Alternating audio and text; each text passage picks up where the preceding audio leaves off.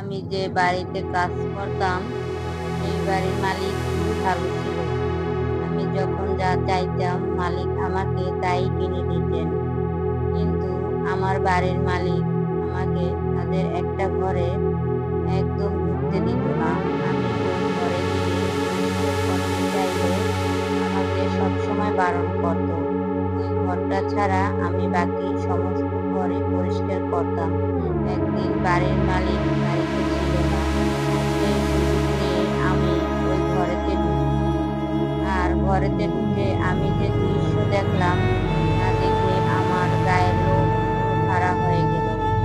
ওখানে তো আমি ১ বছর ধরে এই বাড়িতে কাজ করি। বাড়িতে যে মালিক ছিল সে আমার খুবই ভালোবাসত। বাড়িটা খুব বড় ছিল। বাড়ির লোকজন কেউ ছিল না। বাড়ির মালিক একাই থাকতেন। খুব ভালো মানিয়ে নিত আমাকে। তাছাড়া উনি আমাকে অনেক কিছু শিখিয়ে দিতেন।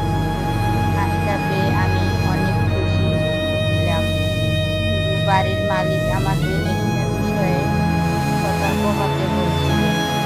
মালিকের বাড়িতে উপরে একটা ঘর ছিল। সেই ঘরে সবসময় তালা দেওয়া থাকত। আমি যখন প্রথম কাজে ঢুকতাম তখনই আমার মালিক বলতেন, "ওই ঘরেটাতে আমি যেন না যাই।" ওখানে কাজ করতাম সবসময় একটাই কথা হতো, "ঘরে এমন কিছু আছে যা কোনো মালিক আমাকে ভিতরে ঢুকতে বারণ করেছে।" আমি বিপদে হয়ে গেল কাজ করতে। ঘরের মালিক কাউকে দিলেন না। মালিক আমাকে দোতলায় অন্য ঘরগুলো পরিষ্কার করার জন্য বলল। মালিক আমাকে খুবই বিশ্বাস করত। তাই আমি নিজের মতো কাজ করতাম। কিছু বলার মতো ছিল না। কিন্তু আমি মাঝে মাঝে লক্ষ্য করতাম মালিক একটা ঘরে থাকার পর সেখানে বেরিয়ে আসত। আবার মাঝে মাঝে চোখে পড়ত মালিক উপরের ঘরটা থেকে বেরিয়ে আসছে। তারপর একদিন হঠাৎ মালিক বললেন, "বাইরে কাজের জন্য ২ দিন বাহিরে থাকতে হবে।" আর বলল, "আমি যখন থাকবো না এই বাড়ির দেখাশোনা আমাকেই করতে হবে।" তারপর মালিক আমার হাতে ঘরের চাবিটা তুলে দিল। আসলে আমি অনেক দিন ধরেই কাজ করছিলাম আর মালিক আমার খুব বিশ্বাস করত। তাই চাবিটা আমার হাতে তুলে দিয়েছিল। চাবিটা দেওয়ার সময় আর একবার আমাকে বলিয়ে দিল যেন উপরের ঘরে গিয়ে আমি কিছু পরিষ্কার না করি। আমি মালিকের তখন কথা দিলাম, ভালো করে আপনার ঘর দেখাশোনা করব। এই চাকরিটা আমার কাছে আল্লাহর দান।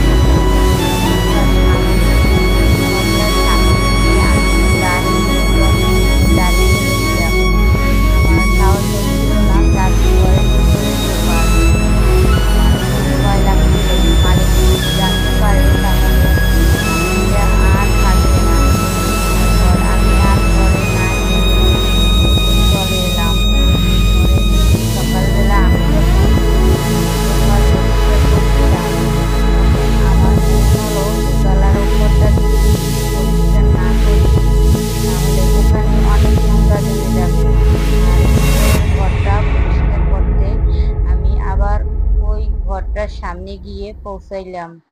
এইবার আমি নিজেকে সামলাতে পারলাম না। মালিক দেওয়া কথাটা আমি ভঙ্গ করলাম। চাবিটা খুলে আমি ভয়ে ভয়ে দরজাটা খুললাম আর তারপর ভেতরে ঢুকলাম। আর ঘরে ঢোকার পরে আমি যা দেখলাম তা দেখে আমার পায়ের তলার মাটি একদম সরে গেল। আমি স্বপ্নেও ভাবি নাই যে আমি ভিতরে এরকম কিছু দেখবো।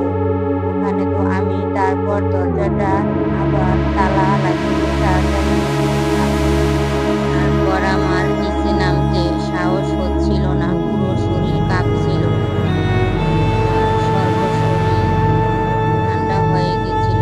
আমি এক গ্লাস পানি নিয়ে খাবো তাও খেতে পারছিলাম না। বাসায় রওনা হলাম। তারপর ভাবতে লাগলাম, মালিক যদি জানতে পারে আমি ওই ঘরে ঢুকে গেছি তাহলে আমার আর শান্তিতে থাকবে না। কিন্তু আমি যা ভিতরে দেখছি, তারপর আমি চুপ করে থাকছি, সেটা অনেক বড় পাপ হবে।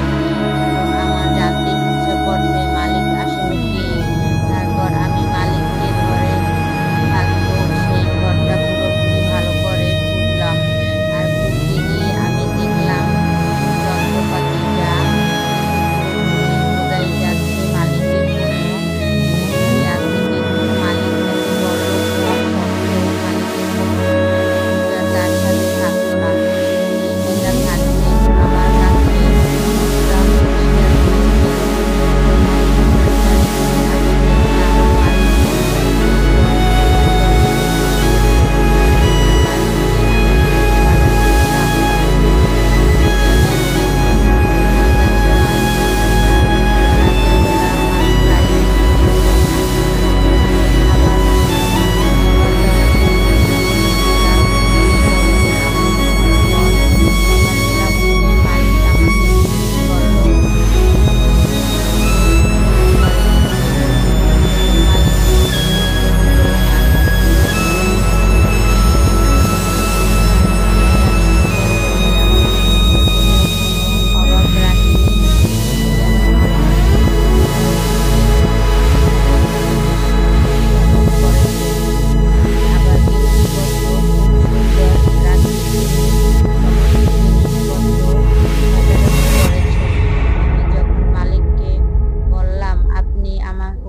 ঘরে যেতে দিতেন না, তাই আমার কৌতূহল হচ্ছিল কি এমন আছে যার জন্য